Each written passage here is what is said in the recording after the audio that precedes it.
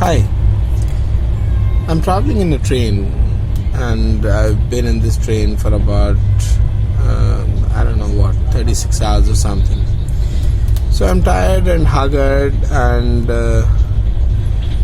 even though there are things that I want to talk, I don't think I need to show my face. So better thing is to see outside what's happening, and then I keep speaking here. Who cares about what I speak anyway? Just look at the scenery. This is beautiful Bengal. Several months after the rains, so it's not quite so wet, but it's still beautiful. Anyway, so I've been thinking for the last 36 hours, and I was wondering how things have changed really in the last 2 years. I mean, things always change. And those who think that things have not changed actually find that they've changed a lot more than they can imagine. Specifically, what I'm finding is that young people in the last 2 years have really taken such leaps and bounds in terms of understanding of things. Earlier, what used to happen was that you had to spend years and years and years learning about things, and then you would become an authority. Today, you become an authority quite fast.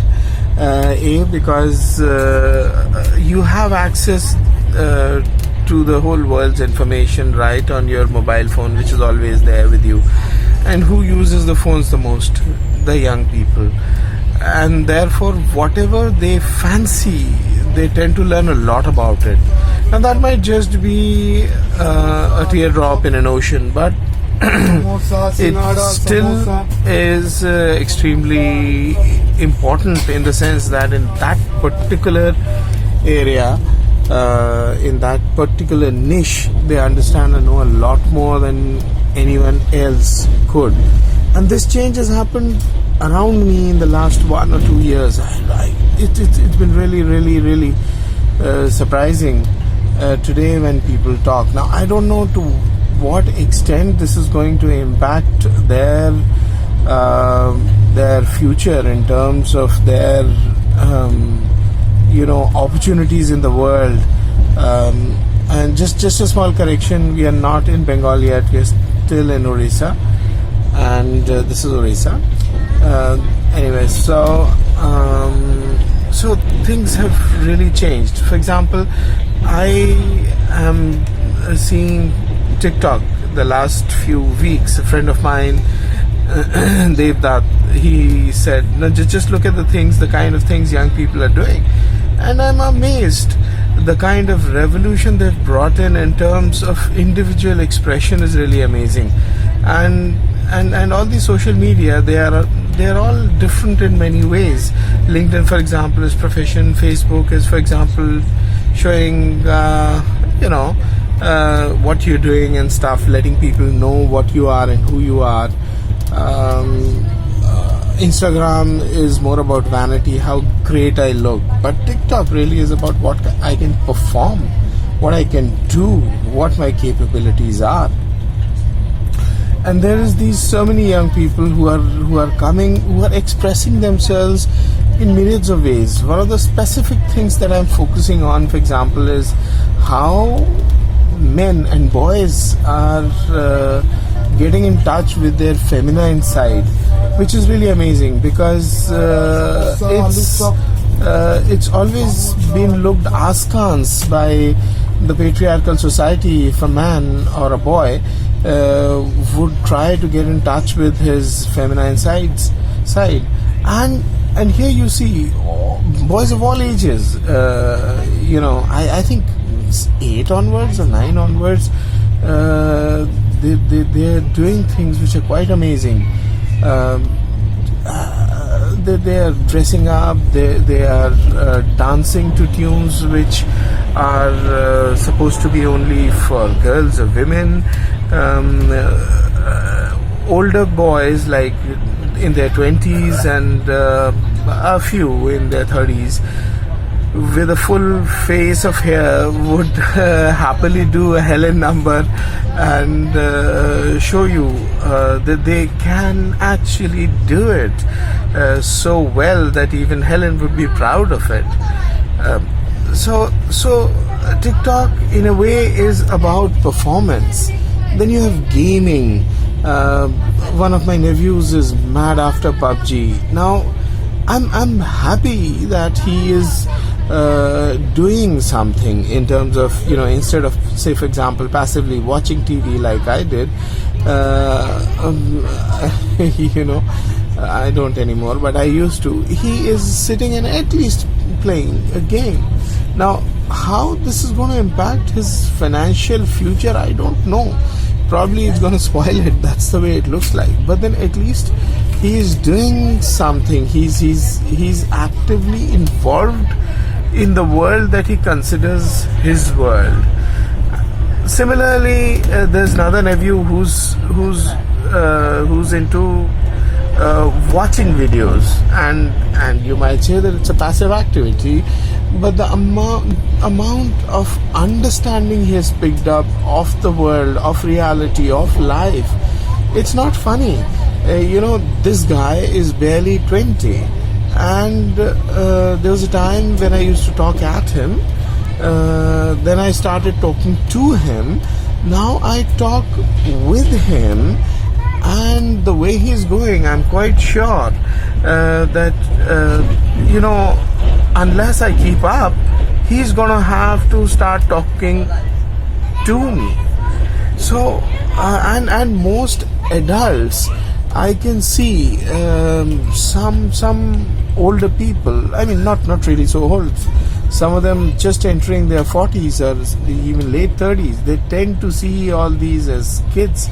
These are not kids. They know things a lot more than we do, and this phone and the internet have really leveled the field. So you've got to be very certain that you really know what you pretend to know, and when you're talking to someone, he actually is as dumb as you think he is, as ignorant as you think he is, he or she, whatever, because very often he will know a lot more than you. For example, in the last 4 months, 6 months, I was diagnosed with diabetes. I picked up so much about nutrition and about the way health field is actually run, that I have very little patience with health professionals and with other scholars in this field talking down at me and telling me things. I need them to give me scientific evidence before I find their talk worthy of listening to.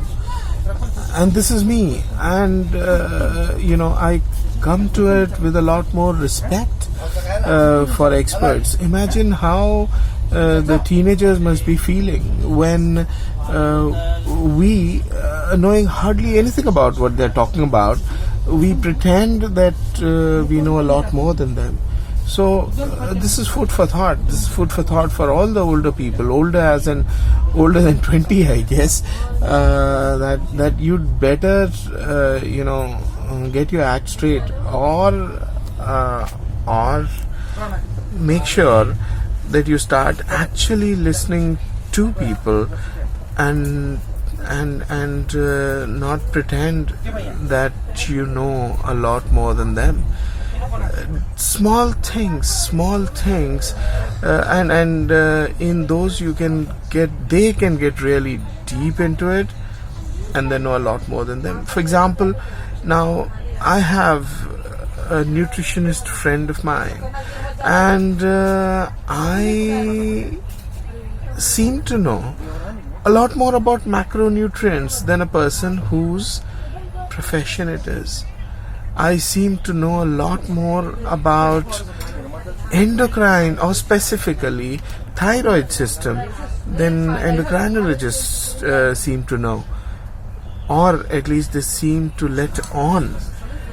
Why? because I've been focusing on these two things for the last 6 to 8 months. And it's not funny the amount of knowledge I have picked up. And the same way, I mean, I used to be a good photographer. Now, nephews of mine, young little kids, they're able to do so much better photography than I ever could. And of course, it's about equipment, but it is also about your sensibility. It's about how you do things, and you realize whether you've done them well or not. You get immediate feedback, and you're able to perform that much better.